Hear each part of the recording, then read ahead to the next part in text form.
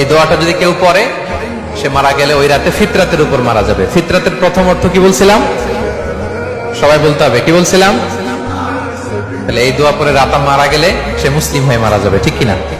পড়েন আপনারা, এটা পড়েন। মানে শুনিই তো নাই কোনোদিন, করবো কিভাবে? এই যে আজকে আলোচনা করলাম, এটা রেকর্ডে থাকবে, আপনারা শুনে মুখস্থ করে নেবেন।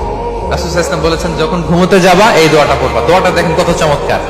আল্লাহুম্মা ইন্নী আসলামতু ওয়াজহি ইলাইক ওয়া ফাওয়াদতু আমরি ইলাইক ওয়া আলজাতু যহরি ইলাইক রাগবাতান ওয়া রাহবাতান ইলাইক লা মালজা ওয়া লা মানজা মিনকা ইল্লা ইলাইক আল্লাহুম্মা আমানতু বিকিতাবিকাল্লাযী আনসালতা ওয়া নাবিয়্যিকাল্লাযী আরসালতা।